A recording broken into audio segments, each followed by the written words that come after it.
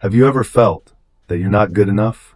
You study hard, work honestly, but the moment you glance at someone else, a friend with better achievements, a colleague who receives more praise, your heart sinks a little.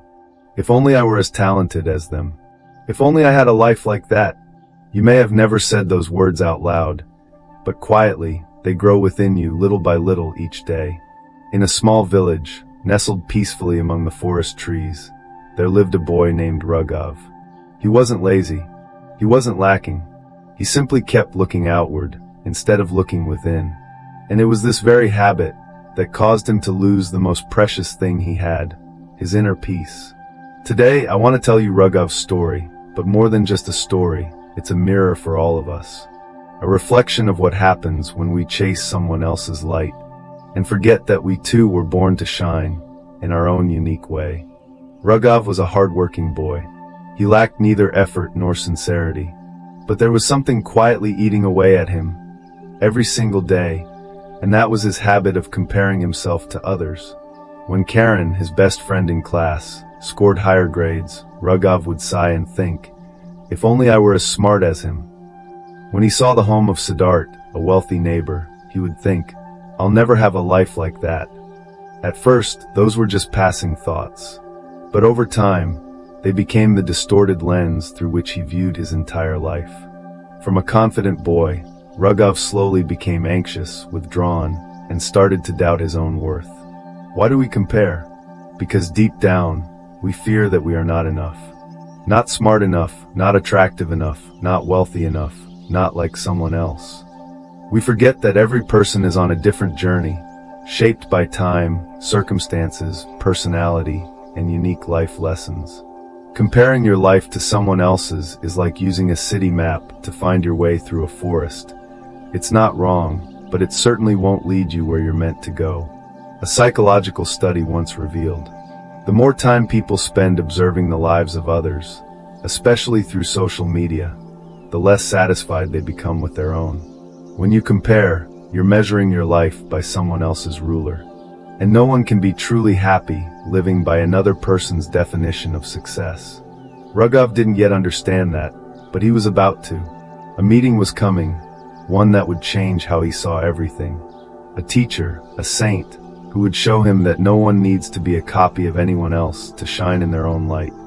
Early the next morning, Rugov walked to the ancient tree, just as the saint had instructed.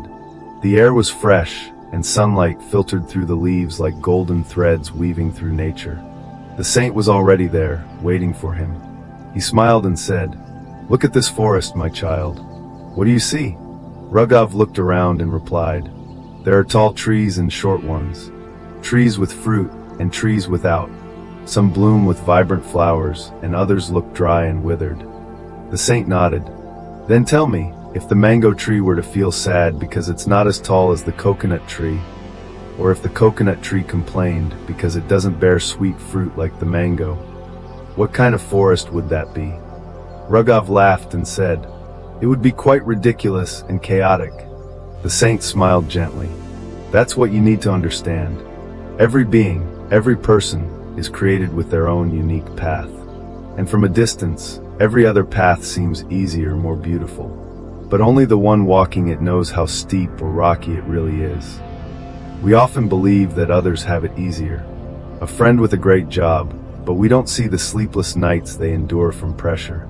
A wealthy neighbor, but we never hear the sighs behind their closed doors. Just like when you look at a forest, from afar, it seems to blend into a perfect picture.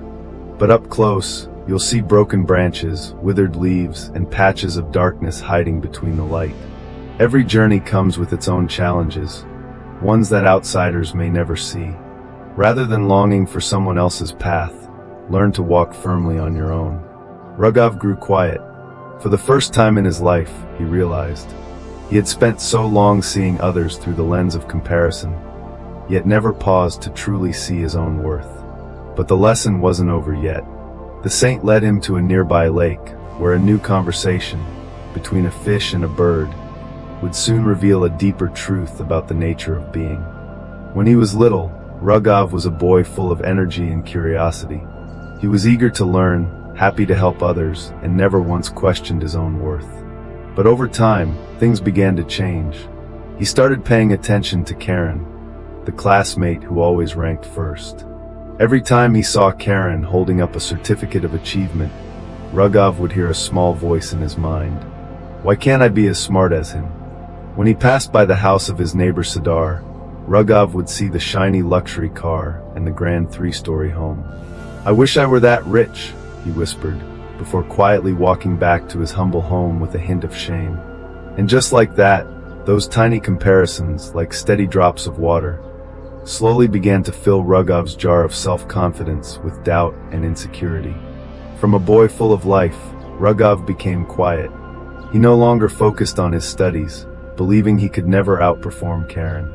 He stopped enjoying helping his parents, thinking he'd never become as successful as Sidar. Comparing yourself to others doesn't just make you forget your true worth. It slowly kills your confidence, one thought at a time. We start to question our own abilities. We procrastinate, we give up, not because we aren't capable, but because we believe we aren't, just because someone else seems ahead. But life is not a race to reach the finish line first. It's a journey of understanding yourself and walking steadily with what you've been given. Rugov was lucky. He met the saint at the right moment. But what about you? Are you quietly comparing yourself to someone else and losing sight of your own inner light? The journey continues. By the lake, as Rugov gazes at a fish and a bird, an even more important lesson awaits. A lesson about destiny and the unique role each person is meant to play in this life. Early that morning, as instructed by the saint, Rugov walked to an ancient tree standing in the center of the village. The gentle sunlight filtered through the leaves, and the wind whispered softly, as if telling a story that only those who truly listened could understand.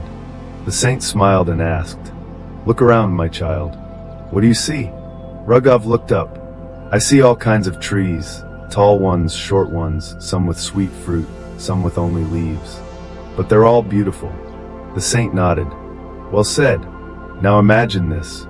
What if the mango tree became sad because it wasn't as tall as the palm tree? Or if the palm tree grew envious because it couldn't bear sweet fruit like the mango? What would happen then?" Rugov laughed. "That would be silly, master. They're just themselves." The saint looked gently into Rugov's eyes and said, "Exactly. Trees do not compare. In nature, every species is born to fulfill a unique role. And that's what creates the beautiful balance of life." Afterward, they walked to a small pond. There, fish swam freely in the water, while birds sang high above in the sky. The saint continued, "If the fish were sad because it couldn't fly like the bird, what would happen then?" Rugov whispered, "It would forget it was born to swim better than anything else." And that is the deeper lesson. You were not created to be someone else. You were created to be you. Just like trees don't compete with each other, and fish don't envy birds, they know their role and live it fully. Comparison makes you forget your own gift. Acceptance and cultivation of that gift will lead you to exactly where you belong in life. And just like Rugov, when you stop looking outward, you can finally turn inward, to the place where your dreams have been quietly waiting to be awakened. As Rugov walked away from the pond, he felt a little lighter. But there was still a quiet feeling lingering within him. Why do I keep feeling like I'm not good enough? It's something many of us have experienced. We begin to compare ourselves. But if that comparison continues over time, we don't just feel less, we start to believe we are less. That's the silent trap of self-doubt. When you compare yourself to others too often, you begin to forget who you are.